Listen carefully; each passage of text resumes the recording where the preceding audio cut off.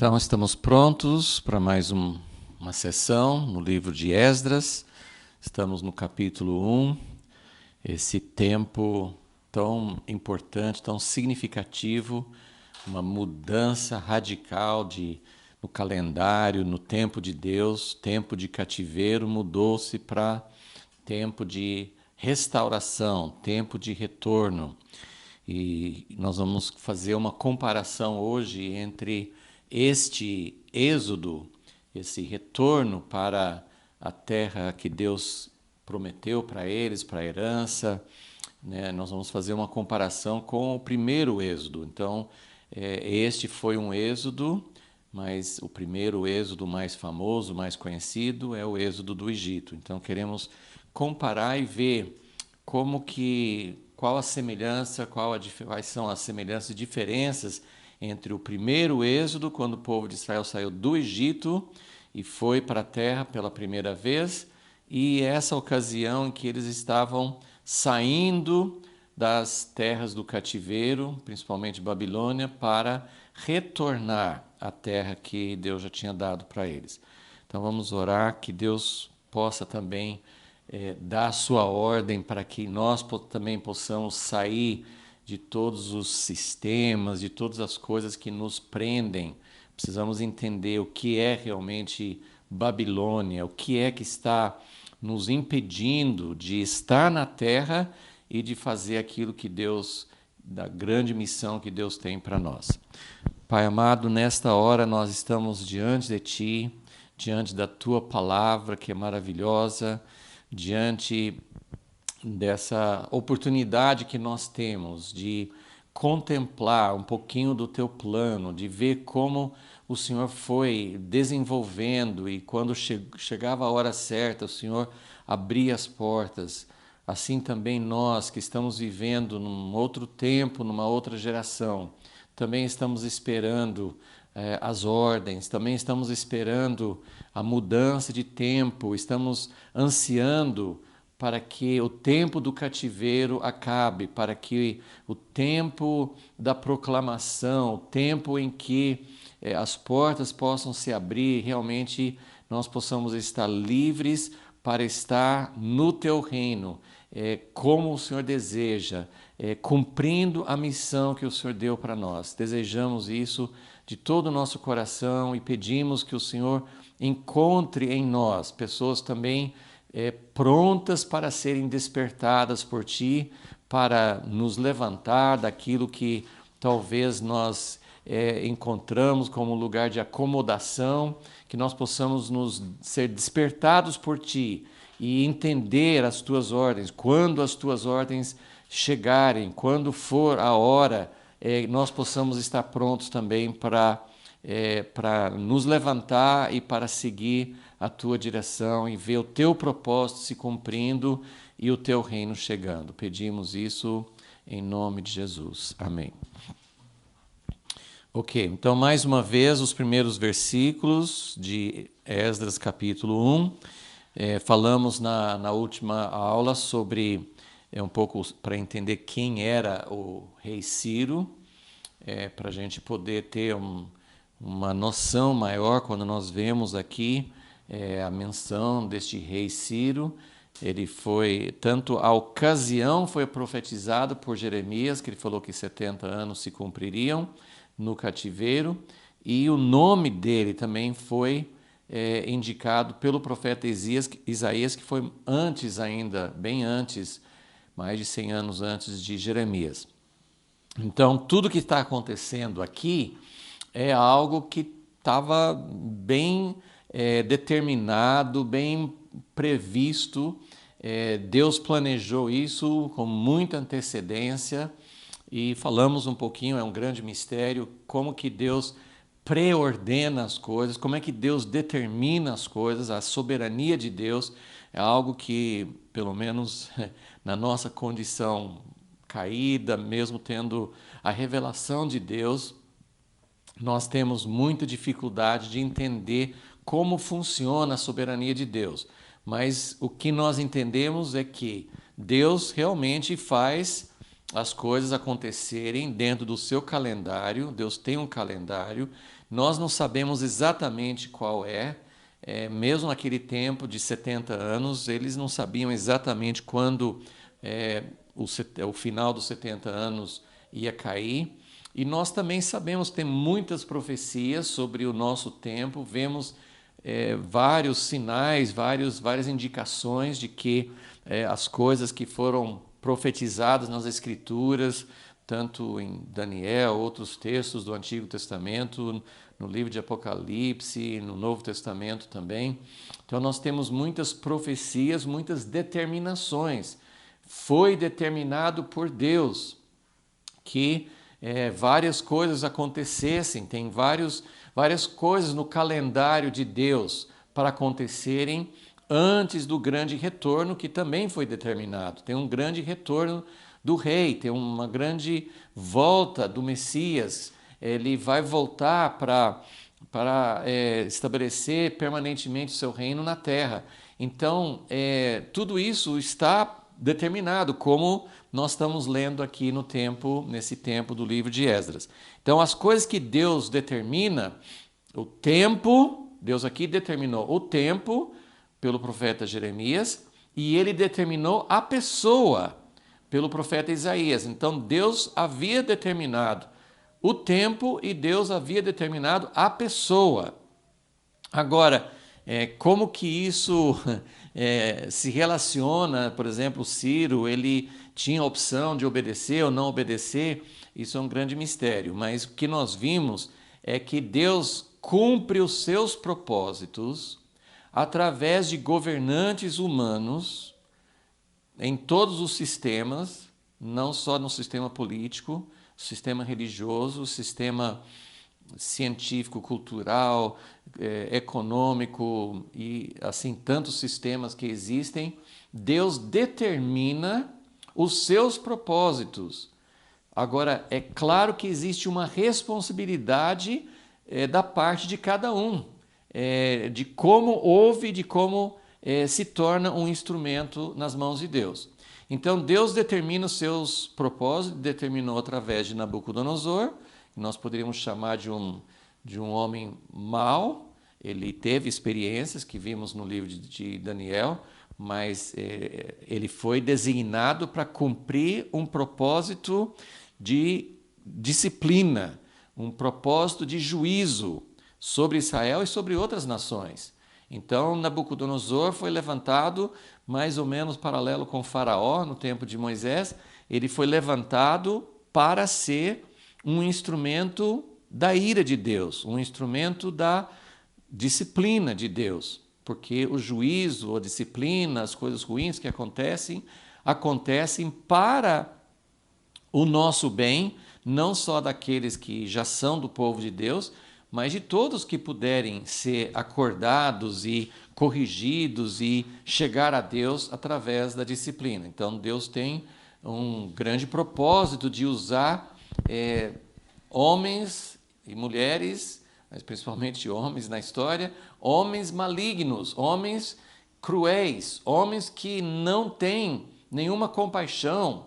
E estamos vendo isso hoje na história, em décadas recentes e atualmente em tantos países, né? Agora, nos nossos dias, nesse momento, no Afeganistão, mas tem tantos outros que estão no mundo hoje e tem, além daqueles que a gente considera como muito malignos, né? Como assim, um ícone de maldade, de crueldade, de opressão, um faraó que oprime, um Nabucodonosor que destrói, além de pessoas assim muito caracterizadas por esse tipo de caráter, de ação, nós temos muitas misturas. Tem pessoas nos governos que fazem algumas coisas, podem até fazer algumas coisas boas, mas fazem muitas coisas ruins também. E nós vivemos isso no sistema do mundo de hoje, nós vemos isso em todos os níveis de governo e de outros sistemas. Tem pastores que oprimem as pessoas, tem líderes religiosos, mesmo da igreja cristã. Enfim, nós temos muitas misturas. E nós temos pessoas como Ciro que representam lideranças boas, são lideranças que vêm no momento em que Deus ordena um novo tempo. Mas o que eu quero sempre deixar claro é que Deus não age somente através de um Ciro. Deus agiu por meio de um Nabucodonosor. E outra coisa importante para lembrar aqui é que Ciro, quando a gente lê, nós vamos tornar a ler essa proclamação dele, ele parece, nessas palavras que são registradas aqui, ele parece um homem convertido, ele parece um homem que acredita no verdadeiro Deus, que sente o encargo de liberar o povo de Deus para construir a casa de Deus. Uau, esse homem aqui parece um sonho. Como que poderia ter um homem no trono que fala de Deus e que age de acordo com o propósito de Deus?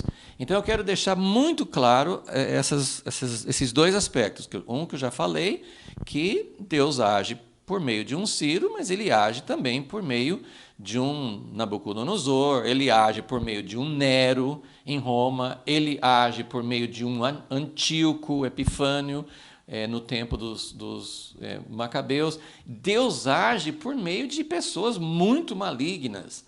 Então a visão que nós temos no livro, especialmente, na Bíblia toda, mas no livro de Daniel e aqui no livro de Esdras e Neemias, nós vemos a visão muito clara de que é Deus que governa, é Deus que está ordenando as coisas, o que não significa que nós, como povo de Deus, não devamos clamar quando há opressão. O povo de Deus no Egito clamava para que Deus os libertasse daquela situação. Mas, ao mesmo tempo, nós precisamos ter percepção e discernimento para saber que existem momentos em que Deus fala assim, não, esse não é um momento de libertação. E a gente tem falado sempre do tempo de Jeremias, em que Jeremias falava, olha, não é um tempo para pedir a Deus libertação de Nabucodonosor, porque ele não vai dar. Isso está determinado, isso faz parte do propósito de Deus. Então esse é o primeiro ponto. O primeiro ponto sobre esses reis bons e maus é que Deus age por meio de reis bons e reis maus, governantes, pessoas que estão no poder em qualquer nível ou qualquer esfera de poder. Esse princípio sempre é verdadeiro.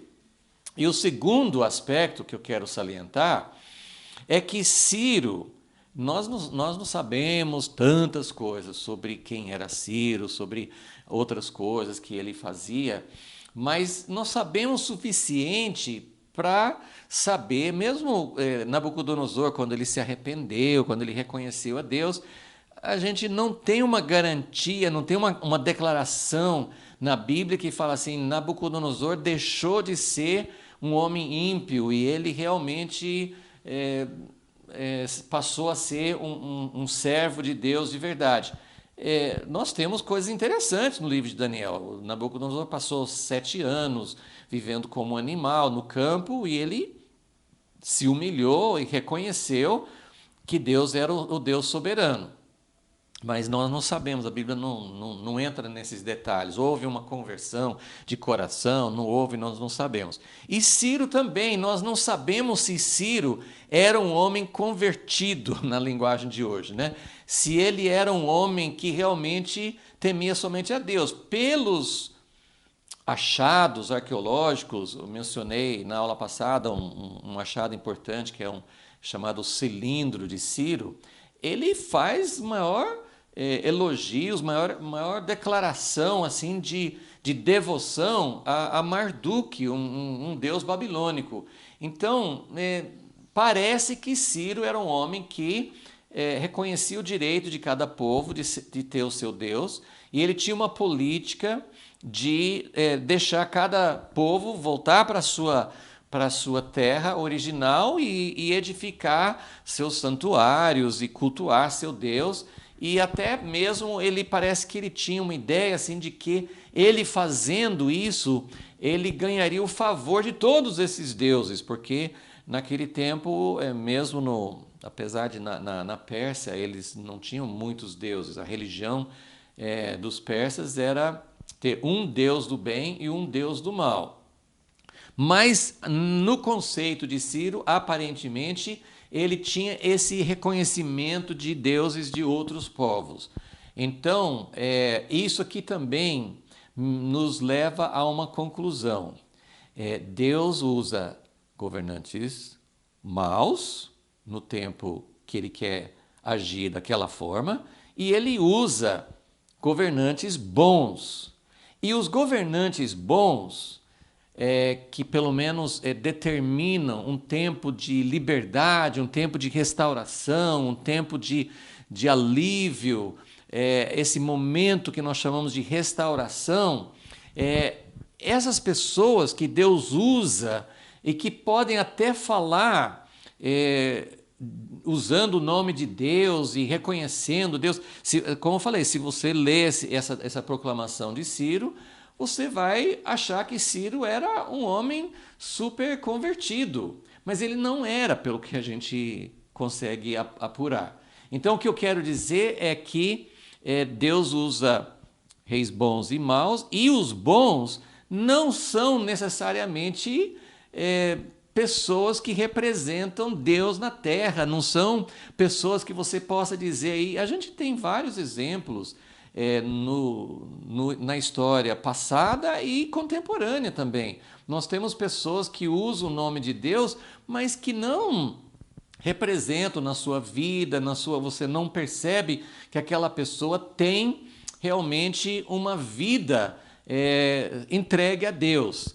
Então é muito importante entender assim que Deus tem seus propósitos, ele age por meio de governantes, cada um vai prestar contas a Deus. Deus não nos deu as chaves ou a capacidade de discernir nem entre nós, entre pessoas comuns, quem é realmente convertido e quem não é. Claro que existem frutos, existem indicações, mas nós não temos essa capacidade de julgar, de avaliar. Fulano não é convertido. Tenha muito receio antes de falar isso, porque nós não temos esse direito. Porque alguém não é evangélico, ele é um ímpio. Eu combato isso há muitos anos.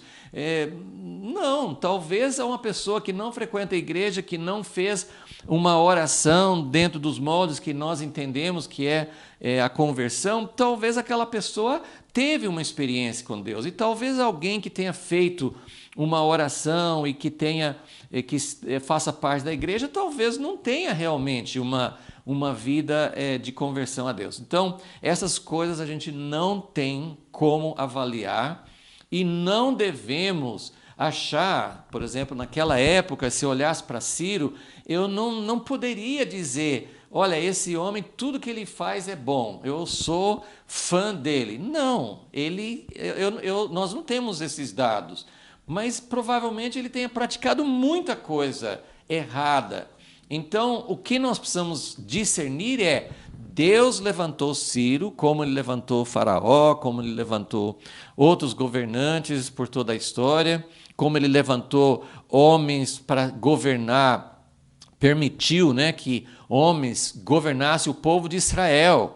Pensem em Jeú, aquele que foi rei sobre as 10 tribos, sobre o reino de Israel. Ele fez muita coisa de acordo com Deus queria que ele exercesse um juízo e fizesse uma limpeza na casa de Acabe, mas ele foi muito violento, muito cruel e continuou servindo aquela religião falsa de Jeroboão. Então temos que ter muito cuidado, essa percepção e como que Deus usa os reis, os governantes, as pessoas no poder. Isso está nas mãos de Deus e nós precisamos realmente ter bastante discernimento para entender como Deus lida com isso.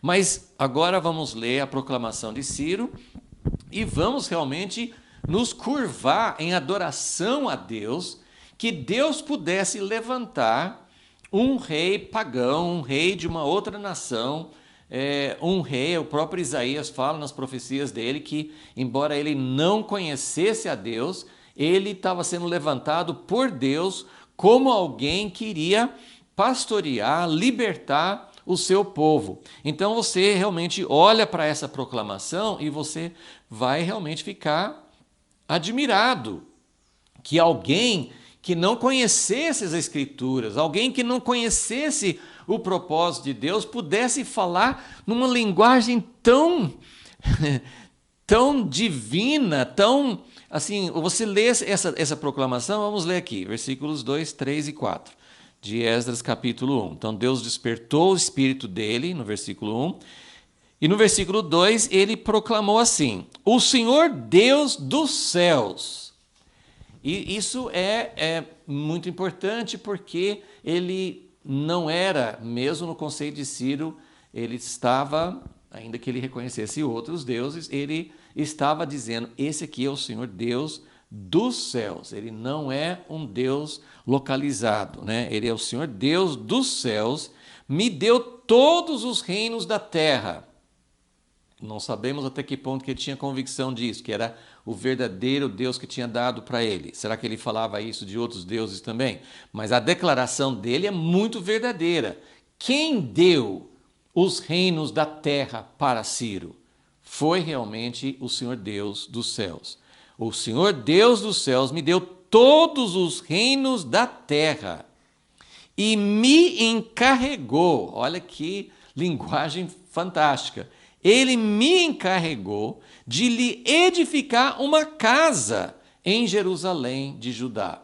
Como já mencionei, existem especulações, até mesmo Joséfo, que é um historiador de pouco tempo, viveu pouco tempo depois de Jesus, ele até estava vivo no tempo de Jesus, mas ele escreveu nos anos depois da morte de Jesus. Ele tinha essa ideia de que possivelmente Daniel tivesse mostrado para Ciro as profecias, e Ciro sabia que tinha essa profecia a respeito dele. Não é impossível, mas a gente não tem como provar. Na verdade, nas Escrituras, nós não temos uma prova de que Daniel tenha falado com Ciro. No livro de Daniel, quando Ciro conquistou Babilônia, o que registra ali fala, né, no primeiro ano de Ciro, no terceiro ano de Ciro, mas quem estava ali na Babilônia era o rei Dario. Então, nós não temos nem certeza se Daniel teve contato pessoal, se ele pôde falar com o rei Ciro. Nós não sabemos sobre isso. Então ele fala: esse Senhor Deus me encarregou de lhe edificar uma casa em Jerusalém. Então, já mencionei isso mais ou menos por cima, mas eu quero agora colocar a lente, né, o foco em cima dessa proclamação. Nós vamos falar sobre a comparação entre o primeiro êxodo e o segundo êxodo. Mas eu quero deixar assim, isso aqui é a coisa que mais ressalta da página aqui de Esdras capítulo 1 e do livro de Esdras. Os outros capítulos vão dar continuidade nisso. A coisa mais importante da proclamação, do convite, do chamado de Deus para sair de Babilônia e voltar para a terra da herança de Deus para seu povo, a coisa mais importante é que o propósito disso era para edificar a casa de Deus. Quando você pensa no primeiro êxodo, o chamado, o convite, a promessa, né, que Moisés levou para o povo de Israel no Egito, ele falou, a palavra sempre era essa: eu vou tirar vocês da escravidão e vou levar vocês para uma terra que emana leite e mel. A coisa que mais fica na nossa mente, porque é falado muitas vezes nos livros de Moisés e nos Salmos, nas recordações do primeiro êxodo, o primeiro êxodo foi para que o povo fosse liberto da escravidão, Então, aquela escravidão que estava oprimindo terrivelmente o povo, eles seriam libertos definitivamente daquela escravidão e eles iriam para uma terra maravilhosa, inclusive muito melhor do que a terra do Egito. Ali era ruim para eles porque eles eram escravos, mas a terra do Egito, o rio Nilo, era uma terra próspera. Mas era uma terra que dependia daquele rio, não tinha chuvas, não tinha outras bênçãos ali no Egito, né? Assim, tinha chuva, mas muito mais rara. A principal fonte de vida para a terra do Egito era o rio Nilo, que nascia lá em outra parte, né? bem mais distante, que recebia chuvas de outras partes. Então, a terra do Egito é simbolizado no livro de Deuteronômio, principalmente, como uma terra onde as pessoas dependiam do seu próprio trabalho. Mesmo não sendo escravo, eles tinham que trabalhar para irrigar, tudo que eles faziam era pelo esforço próprio. E Deus estava prometendo, vou tirar vocês da escravidão e vou levar vocês para uma terra que Deus cuida, que Deus manda chuvas, que Deus dá toda a condição para dar o fruto. Vocês vão praticamente ficar assim na tranquilidade. Claro que eles iam ter que trabalhar para cultivar, mas era outro tipo, assim, outra situação. Não era esse trabalho árduo do Egito. Então, esse era o convite, esse era o lema. Quando Deus tirou o povo do Egito, assim, não mais escravidão, uma terra que mana leite e mel. Agora, durante você acompanhando a história, né, todos os livros do Pentateuco, como eles saíram do Egito e foram andar no deserto, e lá Deus mandou fazer um tabernáculo e fez uma aliança. Então tem várias coisas que tinham que acontecer antes de entrar na terra, e eles foram descobrindo aos poucos que Deus tinha algo em mente além de tirá-los da escravidão e além de dar a eles uma terra de conforto. Deus queria tudo isso para que eles pudessem falar naquela grande consumação, naquele fruto final da vida do rei Davi, quando ele diz: Senhor, o Senhor nos deu tanta coisa boa, o Senhor nos deu vitória, descanso, terra boa, frutos, provisão, tudo que nós precisamos. Agora nós queremos fazer uma casa para o Senhor. E o Senhor quase caiu do trono dele, né? Ele quase falou assim: uau, assim, eu estou esperando isso há séculos, eu estou esperando que descubram que o grande proveito, o grande fruto, a grande recompensa, o grande alvo de chegar na terra prometida é para que o povo desejasse, convidasse Deus para morar com eles. Então, a casa de Deus demorou muito para que o povo entendesse, e mesmo depois de Davi, eles acabavam também não entendendo exatamente para que eles estavam ali na terra, e aí Deus precisou até tirá-los da terra. Mas demorou séculos para que esse alvo de Deus, esse desejo do coração de Deus se tornasse conhecido. A gente tem vislumbres, tem versículos que apontam assim, tinha o próprio tabernáculo, que era uma tenda, era um lugar, já era um prenúncio da casa de Deus, fizeram no deserto, mas não tinha ainda, era um conceito muito vago, eles não conseguiam entender. E quando Davi fala: Deus, eu moro num palácio, mas o Senhor, eu quero uma casa maravilhosa. E Davi se empenhou, Davi se dedicou. Deus falou com ele: você não vai poder fazer a casa, mas Davi recebeu a planta e proveu materiais e ajuntou as coisas e encarregou seu filho. Ele fez tudo o que ele podia e ele falou com seu filho Salomão.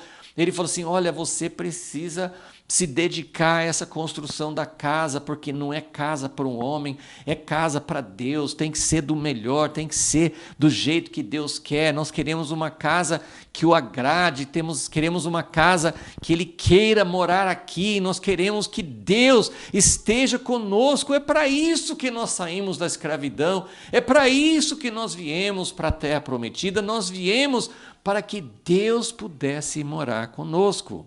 Então, eu estou dizendo tudo isso para mostrar agora, esse tudo foi assim, o primeiro êxodo e para onde levou. Mas o segundo êxodo, que eles tinham saído da terra, tinham sido arrancados da sua terra, da sua herança, levados para a Babilônia, e agora chegou o fim do cativeiro, e Deus está usando não um profeta.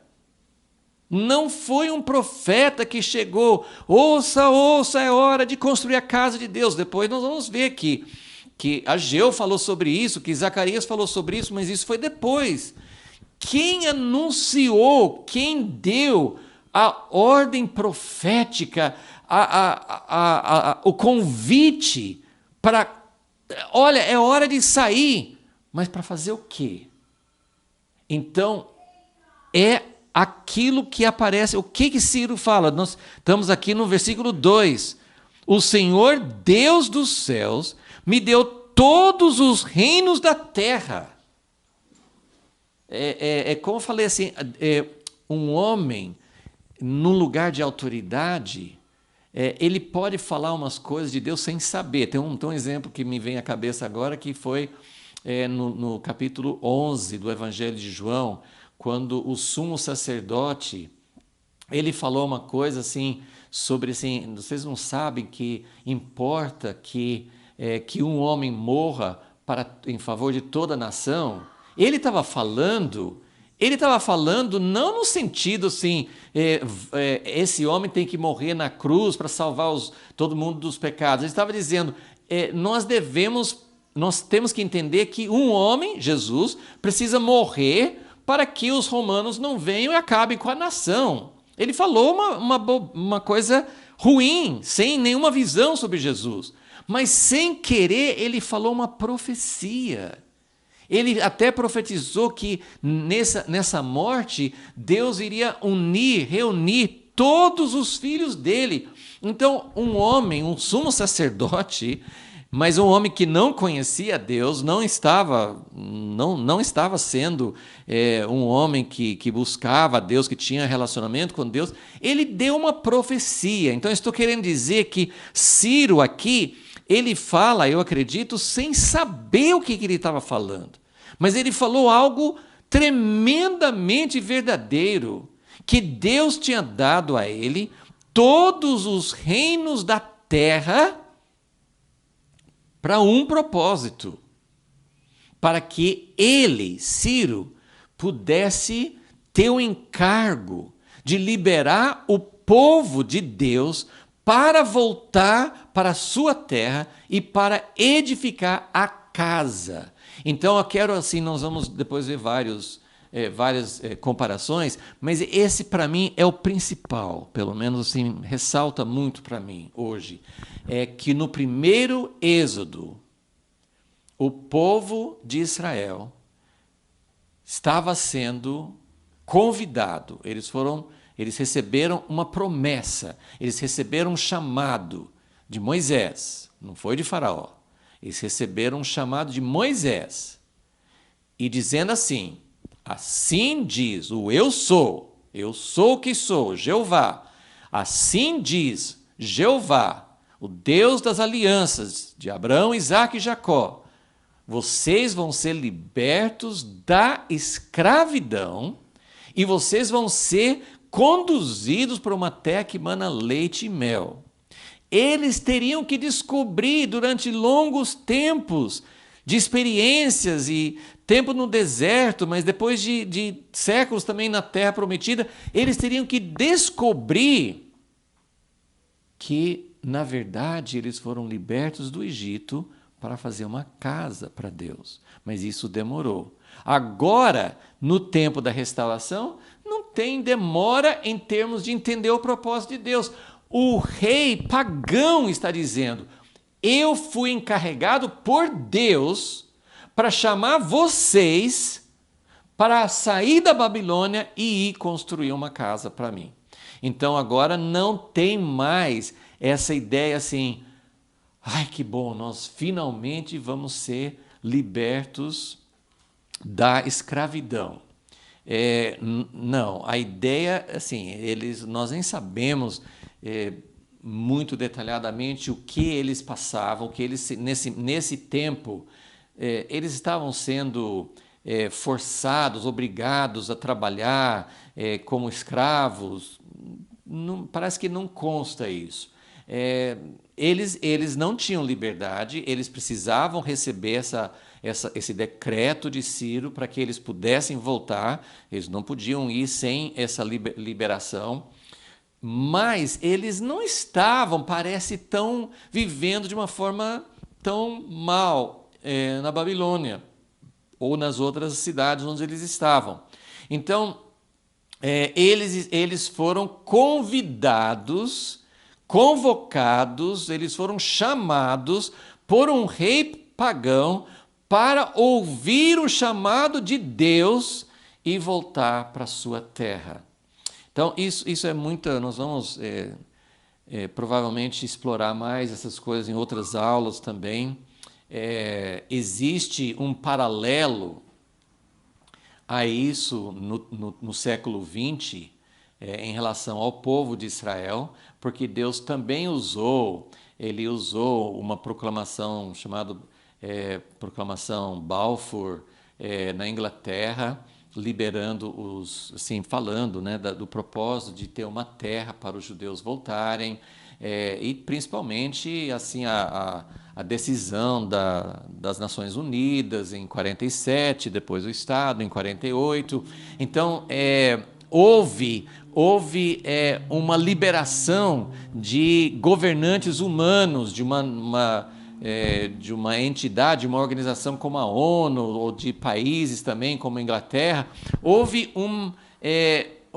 também proclamações, houve chamados para que o povo pudesse voltar para a sua terra. Então, isso é um cumprimento, é um paralelo a isso aqui. E houve um êxodo semelhante, porque saíram judeus. Isso foi uma coisa gradativa, não aconteceu de uma vez, mas houve um retorno desde o início do século XX, mas mais forte depois de 1947, 48. Então, houve um retorno mais forte do povo judeu para a sua terra. Então, houve um êxodo. Mas nós vamos falando sobre isso. Mas eu quero só... Deixa eu falar aqui sobre esses paralelos aqui, porque eu estou falando sobre uma diferença muito grande, mas as outras comparações aqui são interligadas.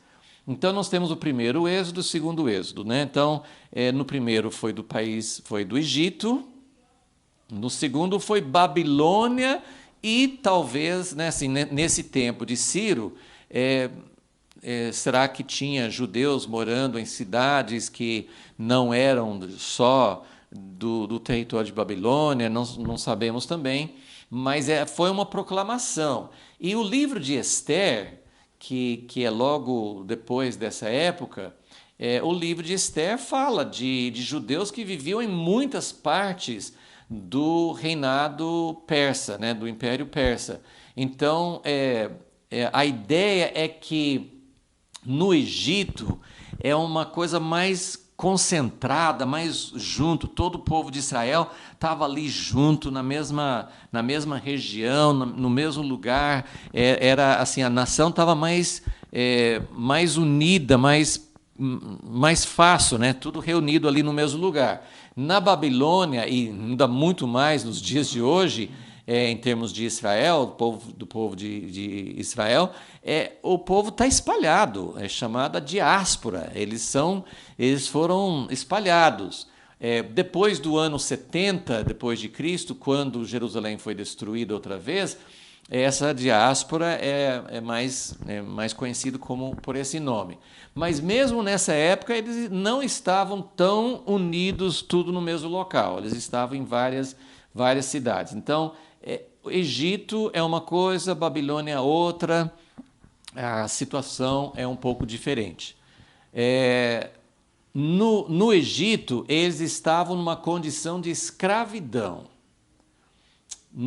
Na Babilônia, nessa época, eles estavam numa condição, a Bíblia não usa o termo escravidão para se referir, usa o termo cativeiro e usa o termo exílio.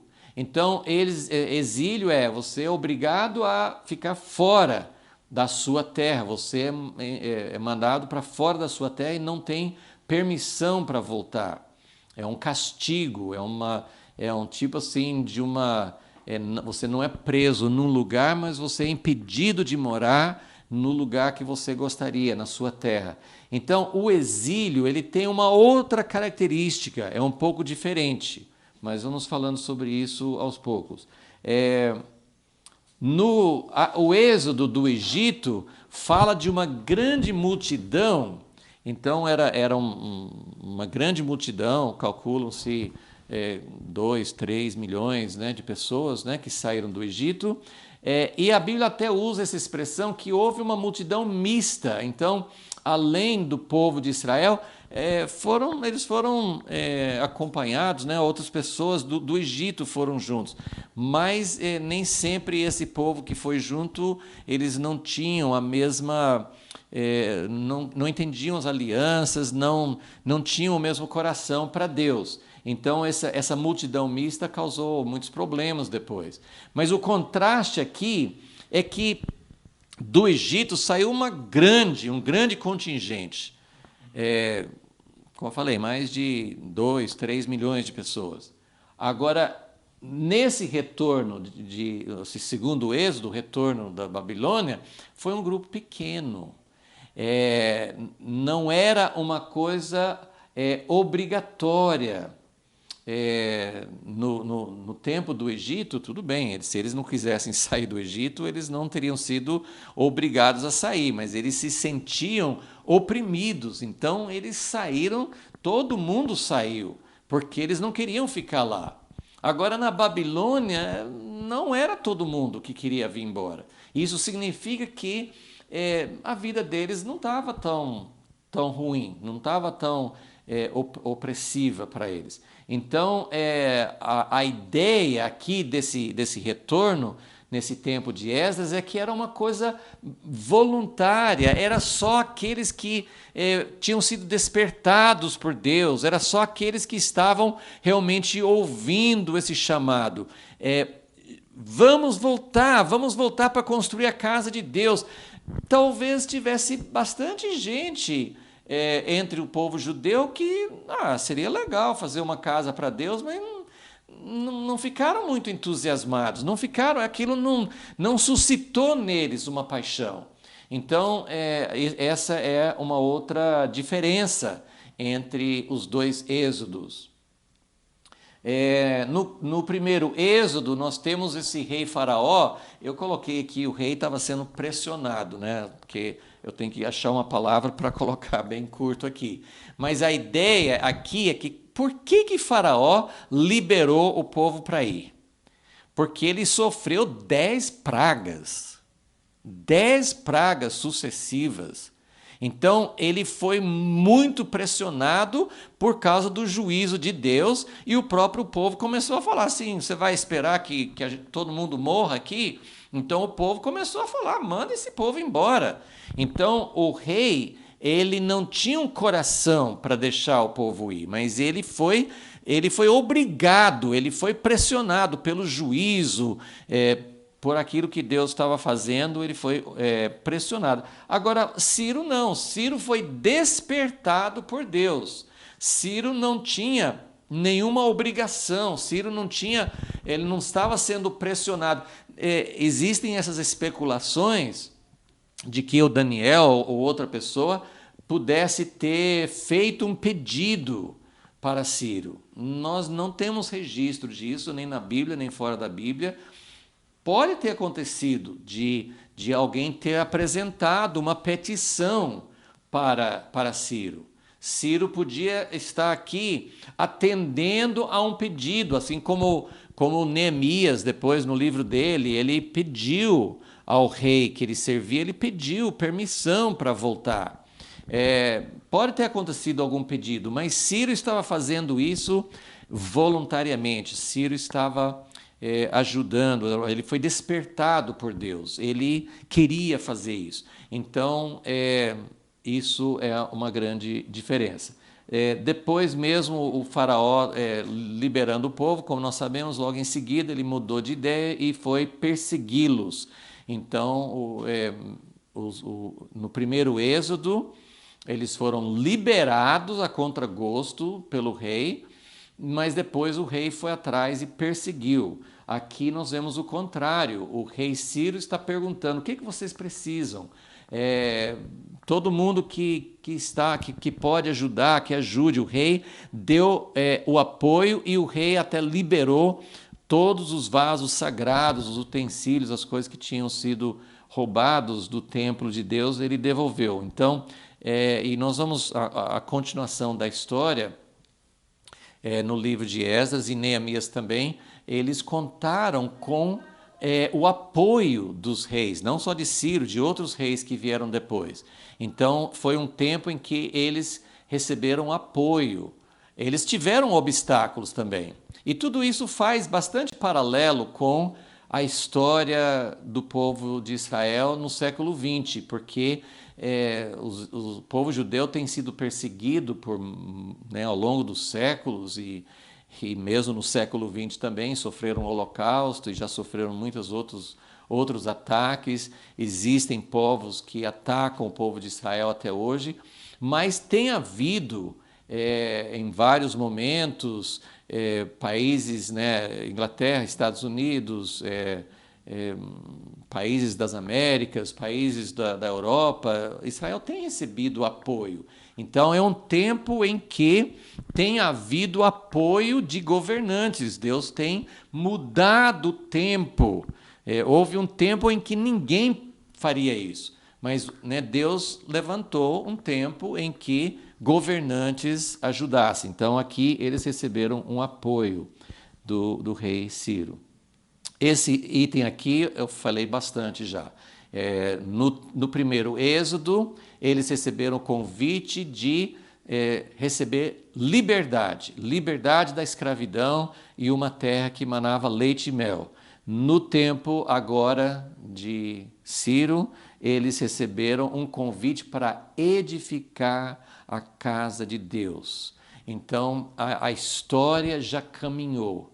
O plano da redenção já caminhou. Nós não deveríamos ser ignorantes, nós não deveríamos ficar ainda como se o convite de Deus para nós fosse apenas uma liberdade da escravidão. Isso é maravilhoso, isso é algo que nos traz alívio. Existem várias formas de escravidão, escravidão ao pecado, aos vícios, a hábitos, a coisas que nos destroem, escravidão interior e exterior.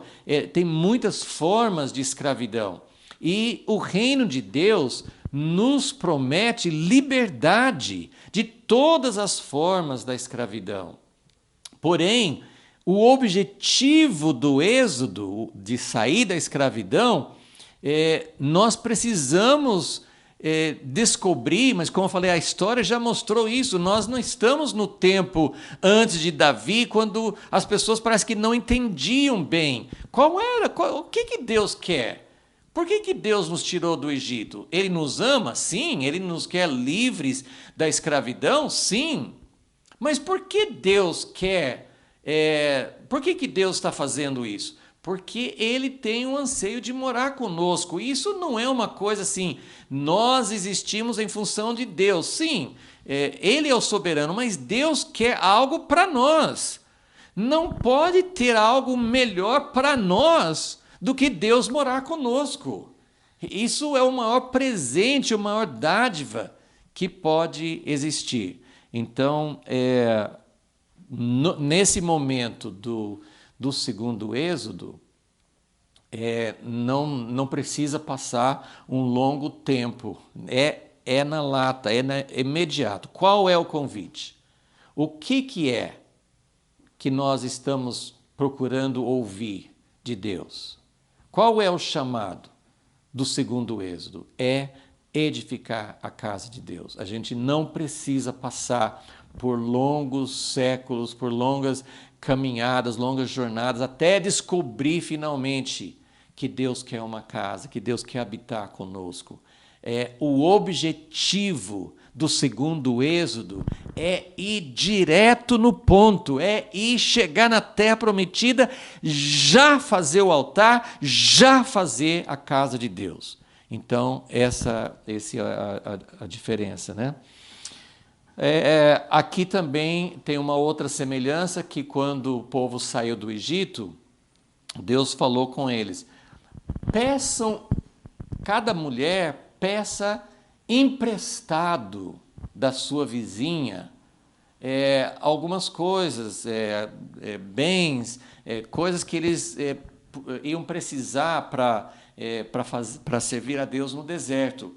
As pessoas, os vizinhos, Deus tocou no coração para eles darem para eles. Na verdade, eles estavam assim, com muita pressa, porque eles perderam o primogênito, cada família perdeu o primogênito, então eles queriam ver o povo longe. Então, quando as pessoas, o povo de Israel, os hebreus, eles pediram emprestado, o povo dava para eles. Toma isso aqui e vai. Mas eles achavam que estavam emprestando. Não sei se eles entendiam que nunca mais iam ver aquelas coisas, mas pelo menos é escrito que sim, que eles emprestaram muita coisa para o povo de Israel quando eles foram sair na Páscoa. E aí a Bíblia até usa a expressão que eles saquearam, que eles tiraram despojos da terra do Egito. Alguns falam assim que eles pegaram 400 anos de salários atrasados, porque eles tinham sido explorados como escravos.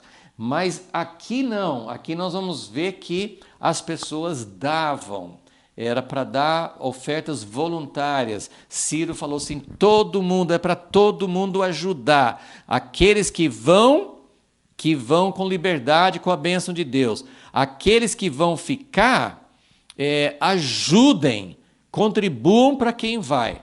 Então, é um pouco diferente a forma, mas é muito semelhante, né? Nos dois casos, do Egito ou da Babilônia, eles levaram muitas coisas que iam ser úteis para a edificação da casa de Deus e para esse começo, né? Para eles recomeçarem a vida. E aí eu coloquei no fim aqui assim, na simbologia, o Egito, a gente sempre pensa do Egito como o mundo. Então, o primeiro êxodo representa a saída do mundo. Não é uma simbologia totalmente correta, porque o povo que estava ali no Egito, eles eram descendentes de Abraão, eles eram o povo de Deus. Mas tem essa simbologia, né, de que a saída do Egito é a conversão, é a Páscoa. Então eu coloquei aqui a cruz. O Cordeiro Pascual, ele é um símbolo de Jesus na cruz. Então a Páscoa, a redenção, isso representa assim, então esse momento histórico. Lembra-se que esses eventos, esses símbolos, eles apontam para várias coisas.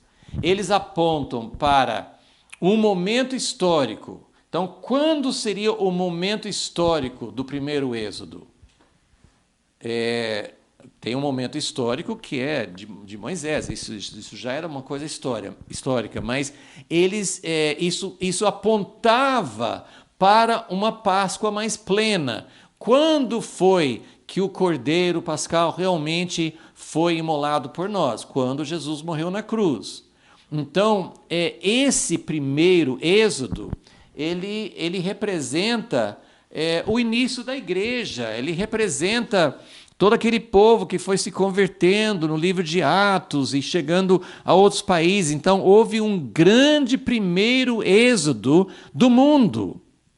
E eles também, muitos judeus que já conheciam as alianças de Deus, estavam ali, mas eles estavam tendo um verdadeiro contato e uma verdadeira conversão com o Messias. Então, o primeiro êxodo fala da cruz, fala da conversão,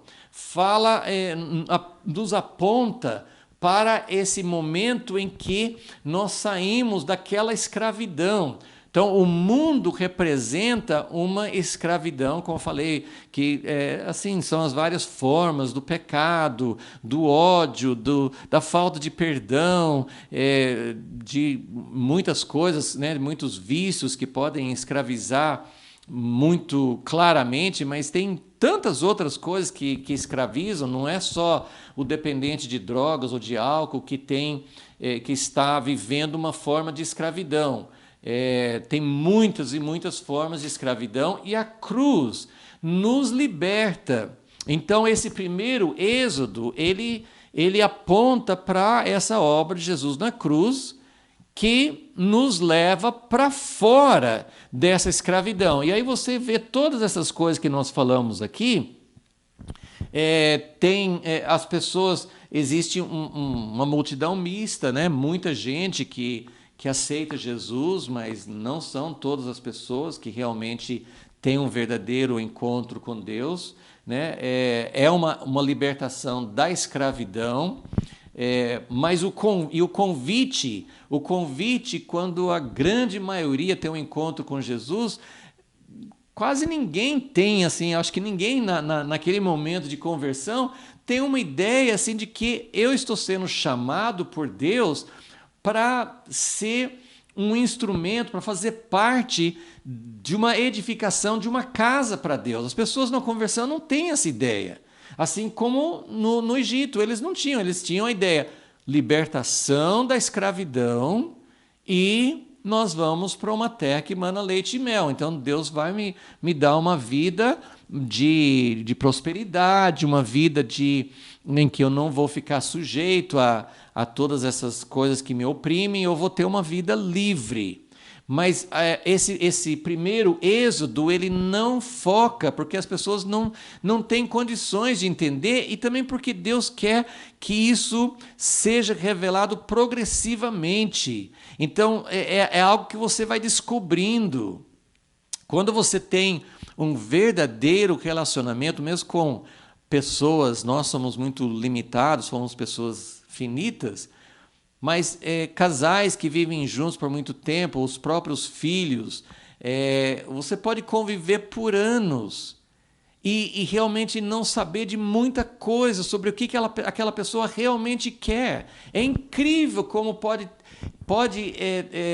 as pessoas podem conviver por 30 anos, 40 anos e não saber realmente o que faz a outra pessoa ser feliz.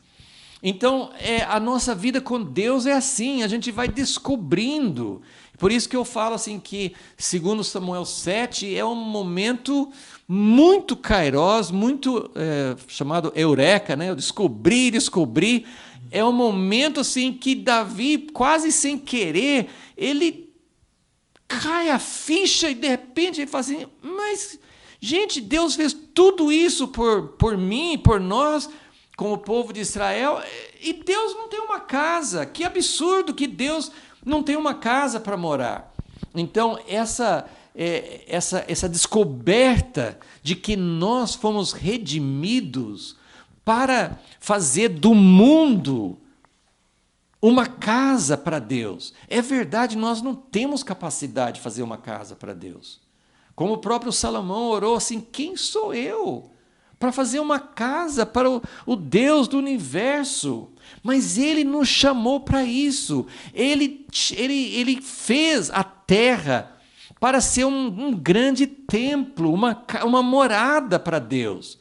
Toda a terra será cheia da glória de Deus. O que isso significa? Que toda a terra, a natureza, os céus, as nuvens, as flores, as árvores, os animais, tanta beleza, tanta variedade, os peixes do mar, os rios, as fontes, as coisas grandes, as coisas pequenas, a perfeição, a beleza de tudo isso, isso faz parte de um grande templo. Esse templo está profanado, nós estragamos o templo, nós destruímos o templo de Deus, mas Deus quer restauração, Ele quer um segundo êxodo para que a gente possa voltar para o propósito, e nessa volta não tem mais rodeios, não tem mais séculos para descobrir, nós já sabemos o que Deus quer. Então, a cruz é a nossa saída do Egito, mas a restauração é quando nós voltamos para o propósito. Agora, por que precisa de restauração? Porque depois da cruz, depois da libertação da escravidão, o que acontece? Nós fugimos do propósito de Deus. Nós não podemos até ter edificado a casa de Deus, como aconteceu com Israel, mas essa casa de Deus, primeiro ela foi contaminada, ela foi profanada, ela foi desvirtuada. Então essa casa de Deus, Deus falou com Ezequiel assim, eu não posso ficar nessa casa. E ele mostrou para Ezequiel como ele abandonou, como ele deixou a casa de Deus. Então agora nós estamos num ponto em que nós queremos voltar para a casa de Deus, voltar para a terra. Então, o que é Babilônia? Essas coisas são muito empolgantes. Eu fui criado desde pequeno, eu ouvia meu pai falando sobre sair da Babilônia, então eu tenho essa cultura, eu fui criado dentro da história, da narrativa da Bíblia, mas sempre muitos mistérios. Sempre muitos mistérios. A gente ouve sobre a terra prometida, como eu falei assim, há muito tempo eu quero assim, Deus, o que é a terra prometida? O que é Babilônia? O que é o reino de Deus? Então essas coisas, o que é a arca de Deus?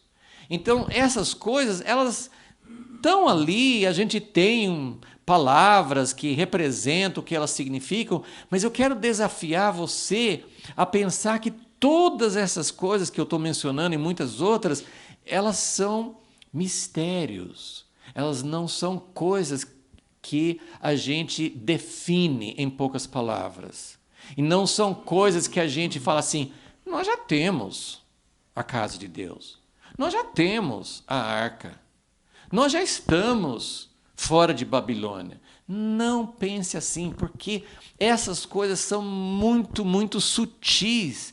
E quando a gente menos pensa, aquilo que a gente pensa assim, puxa, Deus nos tirou da escravidão do Egito pela cruz. E Ele nos liberta também. Esse retorno de Babilônia, essa restauração, é uma coisa que sempre aconteceu. Desde o início, quando Deus deu a terra, eu mostrei numa aula, uma das poucas aulas atrás, eu mostrei um diagrama assim, de como na história é um sobe e desce. Às vezes a gente está na terra, mas logo depois a gente não está mais. Então, essa terra prometida, esse reino de Deus, essa expressão do propósito, da missão de Deus, essa casa de Deus, agora elas parecem meio miragens, porque quando a gente pensa que tem, quando a gente começa a achar que chegamos, descobrimos que não chegamos. Na verdade, Deus permite restaurações, é muito complexo esse assunto, não sei se eu vou conseguir transmitir, mas Deus permite, tem havido restaurações ao longo da história. Ao longo da história. Por que houve restaurações? Porque houve muitos cativeiros. em todos os momentos em que a igreja de Atos, a igreja da Reforma, a igreja do tempo da Idade Média, o tempo, assim, a gente pode pensar em pessoas que foram muito usadas por Deus, John Wesley, os Quakers, os Morávios. A gente pode pensar em tempos em que Deus restaurava, em que Deus trazia um pouquinho daquilo que Ele queria no início. Mas logo, logo a gente perde, parece que é como areia entre os dedos, parece que vai rápido. Por quê? Porque a gente corrompe, a gente começa a ter atitudes que Deus fala assim, isso não é a terra prometida. Você pode até estar ali, ter doutrinas, ter princípios, ter muita coisa boa, mas se não tem realmente essa restauração que Deus está procurando, não permanece. E isso vai ser assim até a volta de Jesus. Não vai ter uma restauração tão plena. Talvez no final a igreja, a gente crê que a igreja no final, ela vai chegar a uma expressão muito grande do amor de Deus, da dependência mútua, vai ter uma expressão, mas vai ser num tempo de perseguição, vai ser num tempo, não vai ser um tempo assim tranquilo, reinado de paz, de Salomão. Isso é quando Jesus voltar que vai ser assim. Mas esses princípios de restauração, eles são importantes. E eu estou compartilhando aquilo que eu consigo ver. Eu estou procurando entender cada vez, né? Eu estou numa jornada, cada um precisa estar numa jornada para entender o que é Babilônia e o que é sair da Babilônia. Eu só vou falar algumas coisas que podem nos ajudar a entender isso. Então, se o Egito representa o mundo e a escravidão, que eu já descrevi, tem muitas e muitas formas de escravidão, e a cruz de Cristo, a redenção, o Cordeiro da Páscoa, isso comprou para nós a saída, o êxodo daquela escravidão. Mas Babilônia é algo que vem depois, percebe?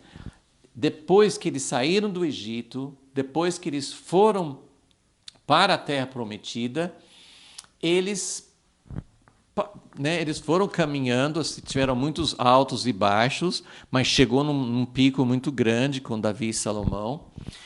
Mas depois eles foram abandonando, e Babilônia é algo muito mais sutil do que o Egito. Então, vocês lembram que eu falei, o Egito é um lugar, todo mundo está ali.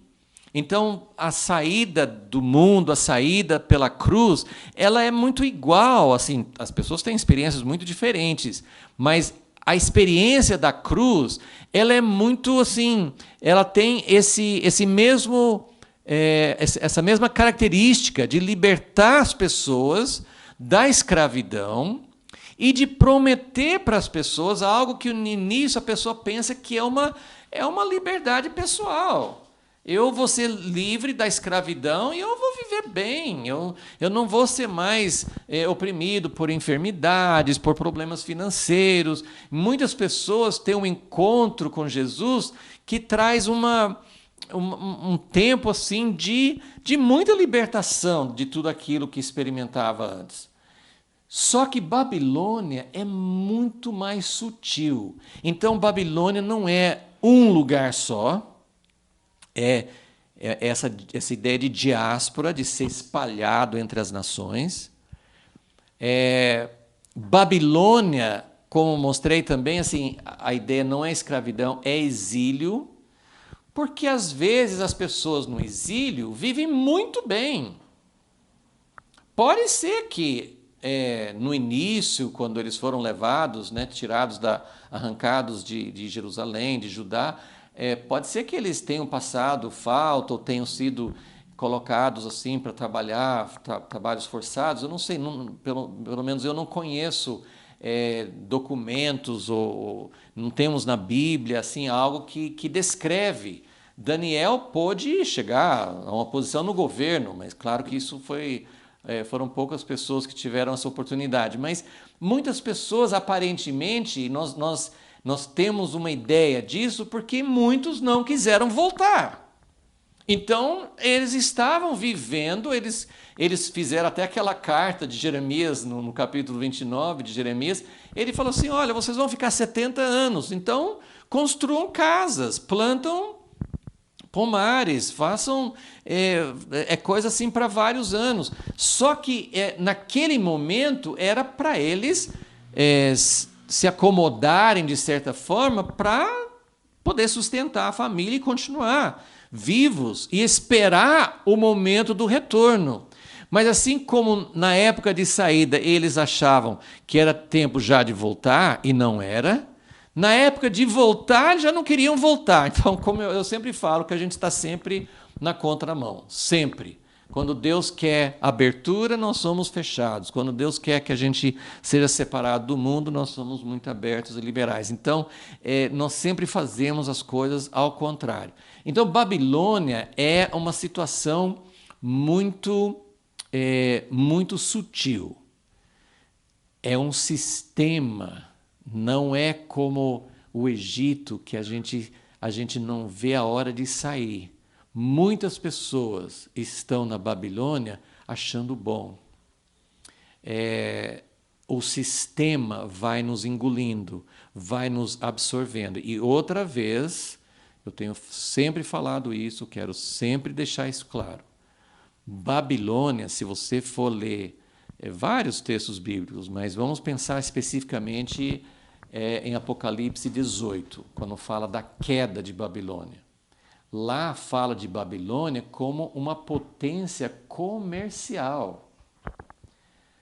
Mas é um sistema totalmente interligado. O Deus falso, que Jesus falou, vocês não podem servir dois senhores, é Mamon.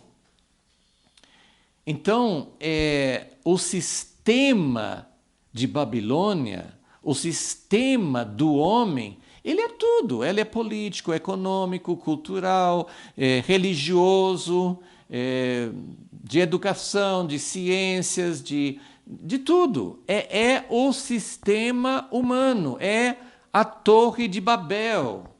E tem a ver com o Egito, porque o Egito é o sistema do mundo. Então, lá no Egito, eles eram obrigados a construir palácios e pirâmides e símbolos tremendos para o sistema do mundo. E a mesma coisa acontece em Babilônia. Daniel é um exemplo de quem ficou na Babilônia sem se contaminar, porque ele ficou ali, ele sabia que não era para voltar já, então ele serviu, ele prestou serviço, ele foi fiel, mas ele não participava, o coração dele não tinha nada. Quando Babilônia caiu para a Pérsia, ele estava pronto, ele não tinha colocado a vida dele no partido Babilônia. E agora entrou o partido da Pérsia, eu não posso ajudar porque eu sou de outro partido. Não, ele estava pronto, porque o coração dele não era da Babilônia e não era da Pérsia. Então, Jesus falou isso, né, em João 17. Eu não peço que os tires do mundo. Eu só peço que os livres do mal, do maligno. Que eles possam viver no mundo sem ser do mundo. Como eu falei na aula passada, se o reino de Jesus fosse um reino deste mundo, então ele tinha que fazer todas as coisas que os reinos deste mundo fazem. Ele tinha que fazer política, ele tinha que ter um exército, ele tinha que lutar contra os adversários, ele tinha que fazer tudo isso. Mas ele falou assim, meu reino não é deste mundo. Então, Babilônia é muito sutil. Você vai se entregando, você vai sendo engolido pelo sistema. O que não significa que você tem que sair. Quando fala assim, sai dela, povo meu, é o coração que tem que sair. Daniel nunca saiu da Babilônia. Ele nunca saiu. A gente nem sabe exatamente por quê. Mas você quer uma pessoa que não era da Babilônia. Você quer uma pessoa que não tinha nada. Ele não tinha, o coração dele não estava preso. Ele não estava amarrado a nada. Ele podia falar com Belsazar duramente, com Nabucodonosor ele falou duramente. Ele não estava com medo de perder o emprego. Ele não estava com medo de perder a posição, mas ao mesmo tempo ele não estava dizendo eu vou me retirar para uma caverna. Cada um tem seu chamado, Daniel foi chamado para ficar ali. Mas a ideia é assim, você pode estar na Babilônia e a pergunta é, quando um rei pagão faz uma proclamação e fala, olha, o Senhor Deus me deu todos os reinos da terra e Ele me encarregou de passar uma mensagem para vocês. Eu vou ter que parar aqui, mas o versículo 3, olha só como foi o convite, como foi a proclamação. Ele não era uma coisa obrigatória. Quantas vezes na história os reinos que perseguem, eles vão atrás, eles querem achar os judeus, os cristãos, eles querem achar as pessoas e querem punir, inquisição, todo tipo assim, né, de perseguição. Mas aqui não. Aqui ele simplesmente pergunta, qualquer pessoa, eu vou ler numa outra tradução, qualquer do seu povo que esteja entre vocês. Veja bem, Ciro, ele fez uma proclamação pública, ele publicou um edital, hoje sairia no jornal, na internet, na televisão, sei lá, assim, ele mandou uma pessoa para ir anunciando, de cidade em cidade. Não tinha cidade só de judeus, que eu saiba. Acho que não tinha cidade só de judeus.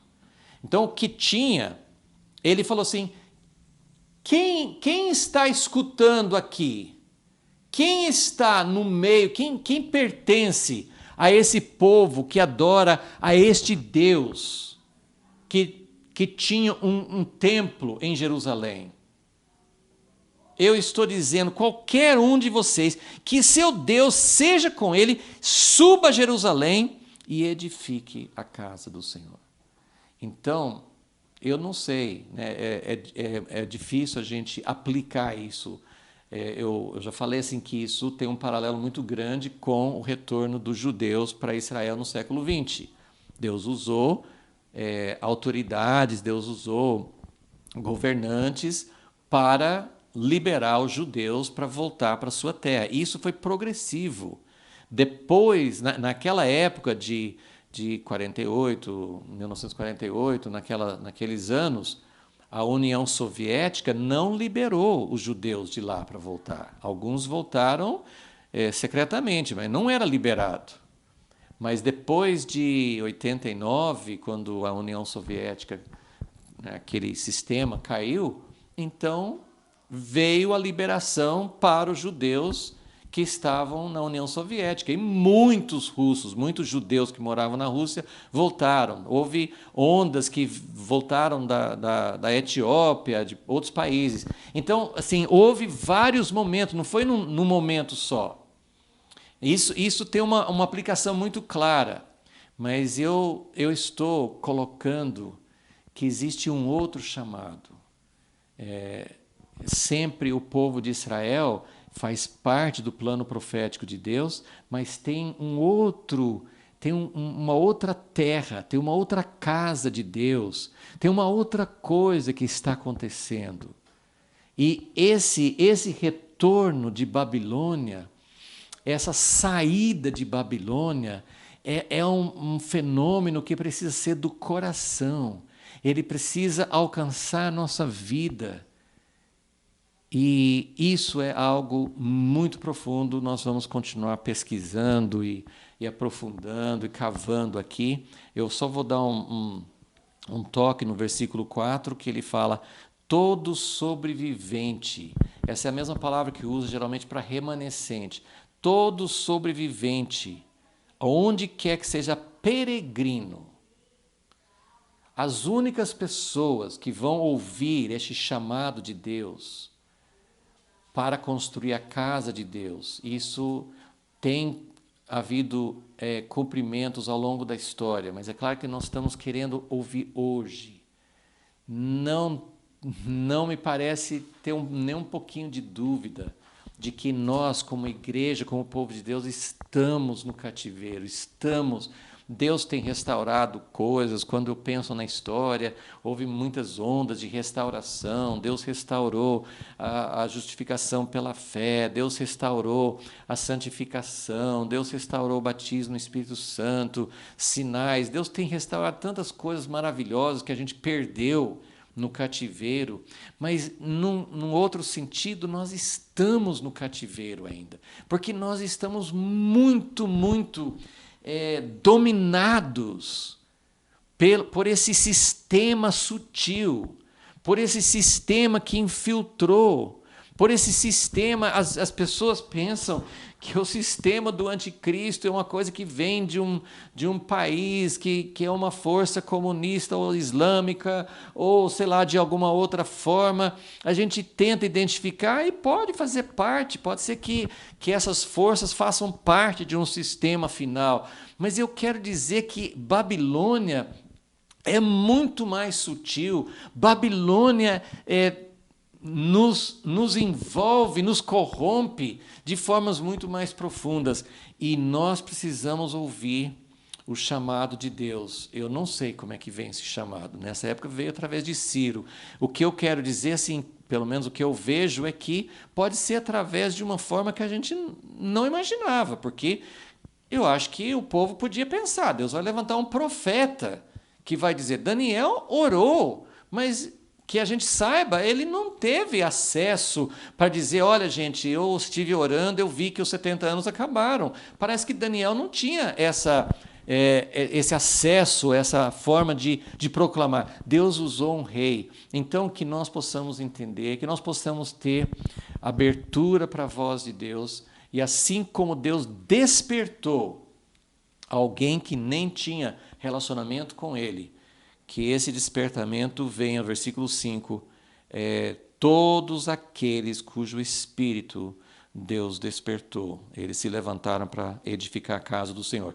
Então, o objetivo é a casa do Senhor, Deus tem que despertar, e é um retorno que é sair de algo que amarra nosso coração, essa infiltração babilônica, que é muito mais sutil, muito mais difuso, muito mais abrangente do que o Egito. Que Deus nos ajude e que Deus nos conduza. Senhor, nós sabemos que o Senhor é muito fiel. Tudo aquilo que o Senhor predisse, tudo aquilo que o Senhor planejou, tudo aquilo que o Senhor determinou vai acontecer. Mas nós queremos fazer parte daqueles que têm o Espírito despertado, que nós possamos cada vez mais nos desligar, nos desapegar de coisas que estão nos prendendo, de coisas que estão dos aspectos, da influência do espírito de Babilônia, do sistema de Babilônia, que está em todas as áreas, que nós possamos ver um remanescente, que nós possamos ver realmente algo novo acontecendo na nossa geração. O Senhor já fez isso em outras épocas, houve várias etapas, vários êxodos que já aconteceram, mas nós cremos que tem algo que precisa acontecer na nossa geração e algo específico antes da tua volta, para que realmente o Senhor encontre, nem que seja algo assim muito modesto, muito sem aparência, como aconteceu nessa época, restauração da casa de Deus, tudo assim meio imperfeito, meio limitado, uma coisa nem nada em comparação com a casa original, mas que tenha pessoas, essas pessoas despertadas por ti, que possam sair no coração daquilo que está aprendendo e que possamos ser livres realmente para viver o teu reino na nossa geração. É isso que nós queremos, para que o Senhor possa voltar, que é o maior anseio de todos, em nome de Jesus. Amém.